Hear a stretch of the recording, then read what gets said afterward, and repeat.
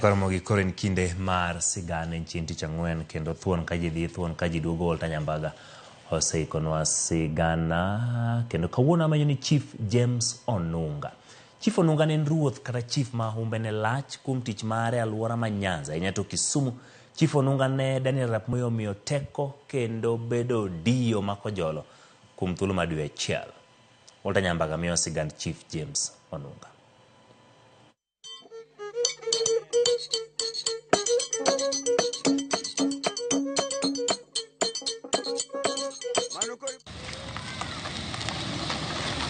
Wayudo rwak manimba kendo go kwarado ni riep koni kod kocha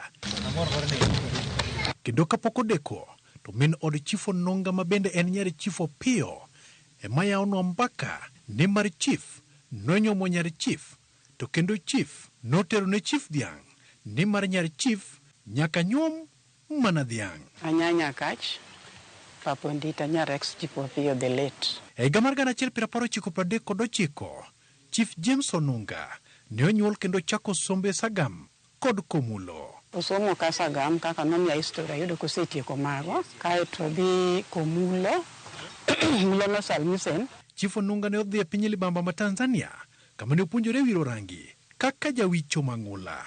Tanzania ne opuonjore wiro rangi kosewiro oduogo higa mar 62.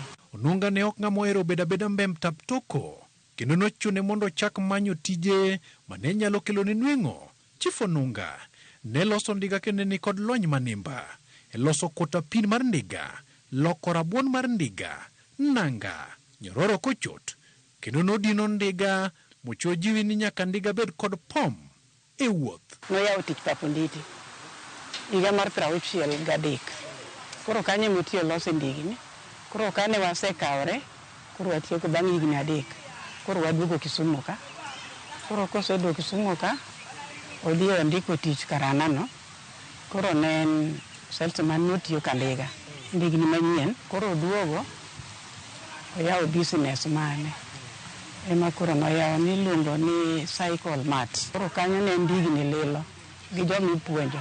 Kaka ne chief medo bedo e Nyakach yo Paponditi kendo fundi ma ji oluoro ne orado kod Chief Opiyo ma Nyakach magibedo osiepe to kendo ne ok en osiepa. Chief Opiyo nosingo ne nyako mayom matin mapok ne ong'eyo chuo ni mano nodoko jaod Chief Onunga mane en nyar Chief Opiyo. Ma ne okelo osiep kod tudruok malach. Chief nogwedhe kendo nomiye chir mar duogo manyo chief Kisumu e higano. Babu wa ni chief. Ne en chief maduong' ahinya. Koro ka ne en chief no en osiepne kabisa. Koro ka ne jaduong' ne tuo to nowuok kode magidhi gi bae Nyakach. Mano more baba ne nigi gari. Koro koni gacha ni wuotho koda. Koro nacho ni wuod ka Sagam. Nyathi ma nigi luor. Koro in wuoda. Koro ka chieng' Nyasaye okawa aneno ka Nyasaye kona ni bed jatelo. Ni chief. An minoro Onunga mar abich. Matin mogik. An ne wayudra ayuda to koro through yuora. Koro yuora nosiepne. Ema koro bedo jawang' yo. Koro an be yie. Ruoth nosiep wuonwa mawadgi babawa. Koro apoka chieng' moro achiel kapok atedo ka. To mama maduong' ne wuon mare otho. To gwelo wuonwa ni. To wuonwa ko ni nyathina. Wadwa tero osiepna moro e wuoth to wadhi kodi. Bende na yie nokaneno ka tekna. Ne wadhi Nyakach ka bodho.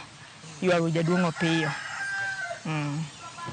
Koro kanye mane wang'ere gi jaduong'. Ka ruoth en kama welo donje kendo Chief Onunga noneno ni ber mondo keth lwete kendo mane kaka nodonje doho.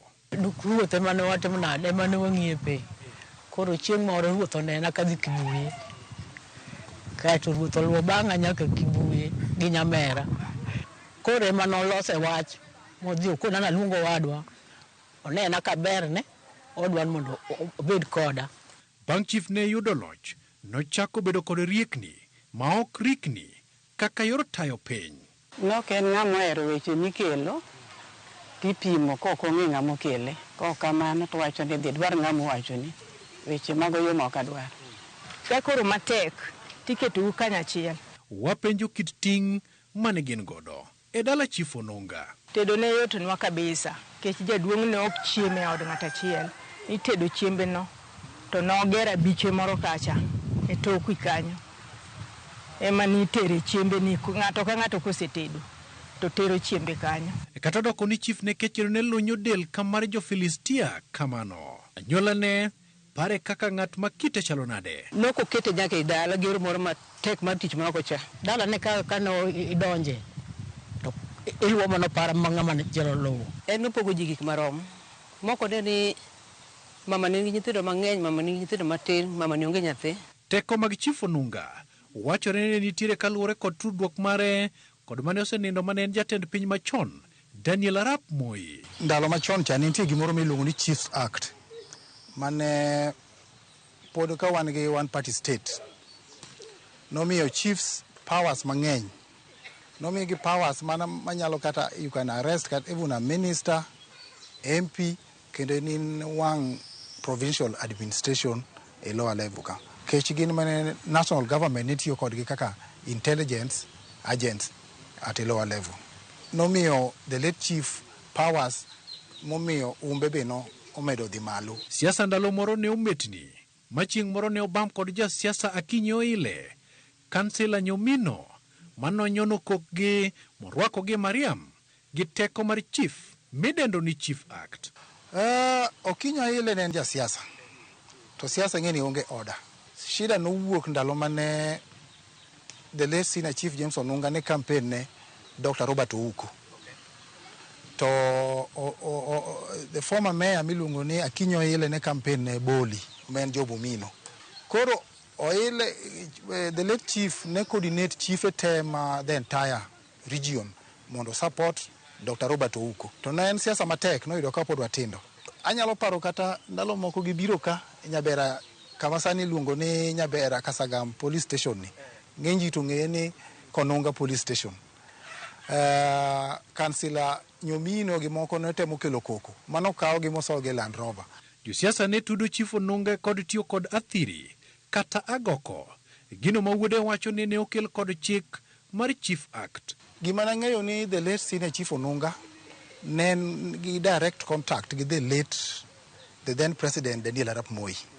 Ne gocho ne kendo gi wuoyo. Koro powers mane en go ne en powers mani malo. He was the only chief manobeda appointed acting DO Mawinam gi ne then DC ne tie DO moro Nyasande. Onge chief mano setimo nya even now. En manobeda appointed motiyo for 1 month as a DO. And during that time mabende the Moi nomiye teko ma obedo senior chief. Senior chief machon ka okinya pimo gi sani. Sani yudo ni ng'ato ka ng'ato en senior chief. To gin dongruok mage ma Chief Onunga ne okelo. Mandeleo monokelo kotudre gi the then president Moi okelo Kasagam Secondary School. Nyagol Migunyi gin mene gichako Kasagam Primary Secondary School kendo ne gichulo school fees. Ne onge BOM. Gin mene gichulo school fees ne nyithindo manyako chopo 1987 ma national government okawo school ni. Ma en branchal mare. Emomiyo kendo chak wadwa loso school moro ka an kansila ni senior Chief Onunga School for the Deaf. En school ma national government okawo ma wachake 2009. Bedo notiyo gi president Daniel Arap Moi omiyo obedo gi teko ma wabedo gi location marwa. Chief ne okoera soya kata mit bilie e tije mage gino mane chwanye kod okebe mage. During that time Nyalenda nen kama onge order. Obongo, Nyalianga, Rawor gi youths moko ma nentie gweng' maka ng'ato akamoro bire gweng' no to miya report ni chief od cha ji 4 odake to gin joma beyo. Koro nen gi intelligence network across village and even lendi di manitiere e gweng'. Wacho ni jonjore ne chalo chwar ni gwenge mag Nyalenda. Gino mane onungo kedo godo adua. Kopogore gi tijeno ne en osiep babana kabisa. To ruoth ne ng'ama orito arita kwe makasagam to gi Kolwa to en nong'e ji te nikech no oketo joge mane ong'e each and every person manodak e area manorito. Wach moro ni wacho ni ka ruoth ochwadi achiel to mana ariyo to ere kaka gini ne biro. Ruoth ne nigi joma chon niluongo ni askari kanga, ne nigi bokara moko chwadi achiel chal kama chwadi ariyo. Chief nogero kata ka tiegruok mag jok man kod ng'ol midendo ni Senior Chief Onunga School for the Deaf.